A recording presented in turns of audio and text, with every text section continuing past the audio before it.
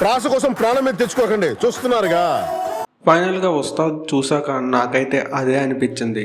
Movie అయితే నాకైతే పర్లేదు, ఒకసారి అయితే చూడొచ్చు అనిపించింది. ఎందుకంటే పవన్ కళ్యాణ్ ఫ్యాన్స్కి అయితే చాలా బాగా నచ్చుతుంది.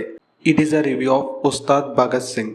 2 hours 35 minutes రన్ టైంతో ప్రజెంట్ ఇప్పుడు థియేటర్స్లో తెలుగులో రిలీజ్ అయింది. మరి ఈ మూవీ చూసాక నాకు ఎలా అనిపించింది, నచ్చిందా లేదా, ఈ వీకెండ్కి ఈ మూవీ చూడొచ్చా లేదా, ఈ విషయాలను తెలుసుకోవాలంటే ఈ వీడియోకి లైక్ చేసి ఛానల్ని అయితే సబ్స్క్రైబ్ చేసుకోండి. కానీ మూవీ స్టోరీ వైజ్ అయితే అంత ఇంపాక్ట్ అయితే ఇవ్వలేదు. చాలా సీన్స్ బాగున్నప్పటికీ కొన్ని సీన్స్ లాగనిపించింది. లాస్ట్లో క్లైమాక్స్ అయితే అంత ఇంట్రెస్టింగ్ అయితే అనిపించలేదు.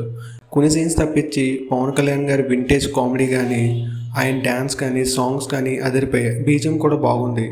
ఇది పోలీసోడికి రీమేక్ అని చెప్పారు, కానీ దీంట్లో అలా ఏమీ లేదు. చిన్న సీన్ అయితే తీసుకున్నారు తప్ప ఓవరాల్గా మూవీ అయితే నాకైతే చాలా కొత్తగా అనిపించింది.